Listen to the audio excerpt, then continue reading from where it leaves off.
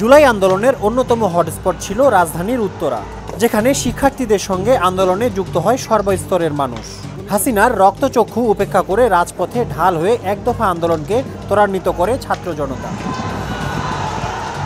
২৪-এর উত্তাল জুলাইয়ের উত্তরা এলাকায় এমন একটি ছবি ছড়িয়ে পড়ে সামাজিক যোগাযোগ মাধ্যমে। ছবিটিতে দেখা যায় পুলিশের গুলি থেকে জীবন বাঁচাতে সড়ক বিভাজকের আড়ালে আশ্রয় নিয়েছেন দুজন।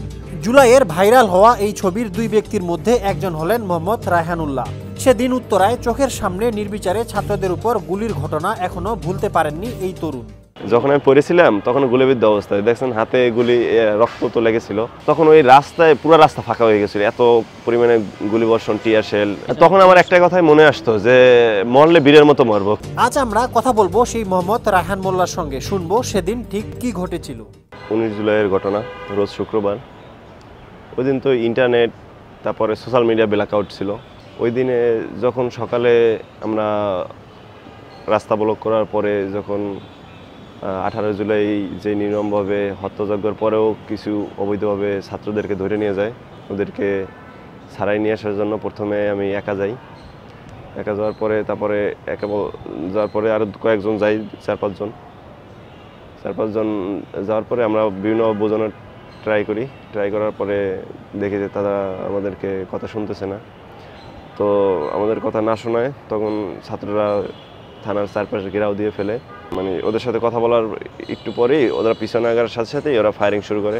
আমি তখন মাইকে বলতেছি, আমরা পিসফুল প্রোটেস্ট করতেছি, আপনারা কেন গুলি মারতেছেন কেন? তো তখনই হাত পাশে একটা গুলি মারে, মাইকটা আমার হাত থেকে পড়ে যায়। মাইক থেকে পড়ে গেলে তখন আমি বলতেছি, তখন আমি বিমর্ষ অবস্থায় ছিলাম। তখন আমি হাত পাশে গুলি মারছে, আমি মানে তার সাথে তো রুট বিহেভিয়ার করিনি, হয়তো বা কথা বলছি যে আমার ভাইদেরকে ছাড়াই নিতে হবে, এই জন্য। তার বলতে যে না, আমি তো যাবো না, আমি ওদেরকে নিয়ে যাবো। যেভাবে যখন আমি রেজিস্ট করার পরে আমার পাপা থেকে গুলি মেরে প্রায় ছোড়া বুলেটগুলো পড়ার পরে আমি তখন তাৎক্ষণিক বেহুশ হয়ে পড়ি। বেহুশ হওয়ার পর 2-3 সেকেন্ড পরে যখন হুশ আসার পরে আমি ওই জায়গায় নিজেরা দেখতে পাই যে আসলে আমি সাইডে আছি। তো সাইডে থাকার পরে এখন যারা মানে সবাই তো থানার সামনেই ছিল, যারা পিছনে চলে গেছে ওরা যে সামনে আসবে সেই আসার কোনো ওয়ে নাই। সেটা আসতে হলে মনে করেন আপনার পুলিশের যে গুলিটা, মানে প্রচুর গুলি বর্ষণ চলতেছিল। আর তখন ওই রাস্তায় পুরো রাস্তা ফাঁকা হয়ে গেছিলো, এত পরিমাণে গুলি বর্ষণ, টিয়ার শেল। তো এতক্ষণে যে আমার রক্ত পড়তেছে, হচ্ছে, আমার হাতে একটা ঘড়ি ছিল অ্যাপেল হাউসের, ওইটা আমি ফেলে দিছি। হ্যাঁ, শুয়েছিলাম, অ্যাকচুয়ালি বসে না, শুয়েছিলাম। এটার মূল কারণ ছিল যে আমার যেই ছিল ওদেরকে সাহস জোগানো, প্লাস আমার যে সাথে যে ছেলেটা ছিল ওইটা একটু ভীত সন্তুষ্ট ছিল। তখন আমার একটা কথাই মনে আসতো যে মরলে বীরের মতো মরবো, কেন বিড়ালের মতো নয়। হ্যাঁ, মানে এটাই আমার মনে হইতো, কারণ বাঘের মতো একদিন বেঁচে থাকা ভালো আমি মনে করি, আর এটাই ভাবতাম। আর নিজে আমি মানে শেষ লগ্নে যেটা হয়, নিজে ভয় থেকে বাঁচার জন্য যে দোয়াইনুস অথবা কলমের শাহাদাত পর্যন্ত পড়তাম। আর জানতাম না কি আমার মানে পিছনে তো একদম মানে আপনি এইটুক ডিস্টেন্স ছিল, কিন্তু ওরা যে সামনে আসবে ওরাও আবার ইটপ্যাট করে ছুটতেছিল। তো পুলিশও জানে যে আমি ওই জায়গায় আছি, কিন্তু ওই পুলিশ আসছে প্রায় 1 ঘন্টা পরে যখন গুলি করতে, মানে ওরা তো মনে করেন খুব অ্যাগ্রেসিভ ছিল, বুঝলেন না? ওরা অ্যাগ্রেসিভ থাকার কারণে ওরা যখন গুলি করতে সামনে এগাচ্ছিল তখন আমার সামনে পর্যন্ত চলে আসছিল।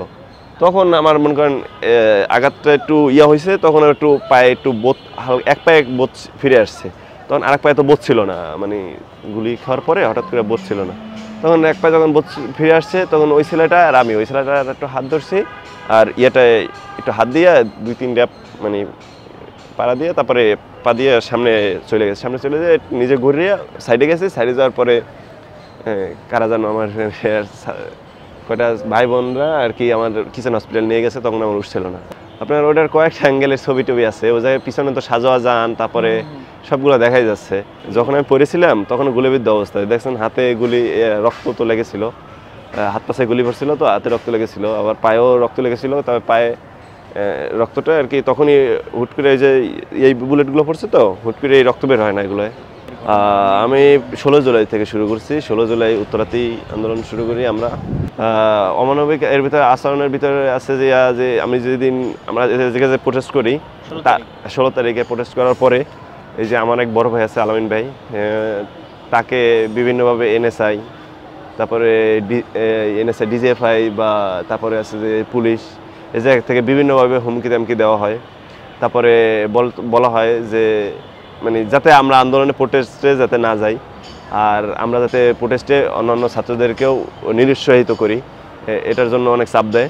কিন্তু আমার ভাই আমাদের পাশেই ছিল।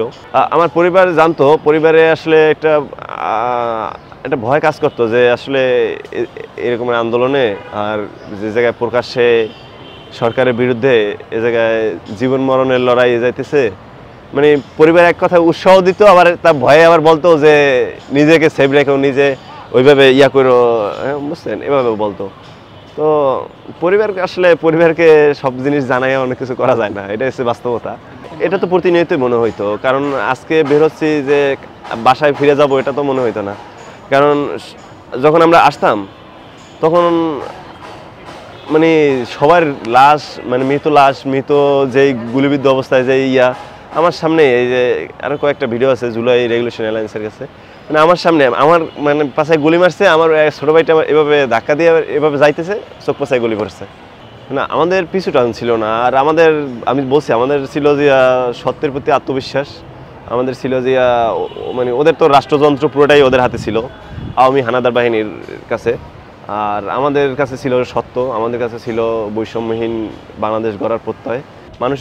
সকল মানুষের স্বাধীনতা ফিরে পাইছে, স্বাধীনতার অনেক অপব্যবহার করতেছে।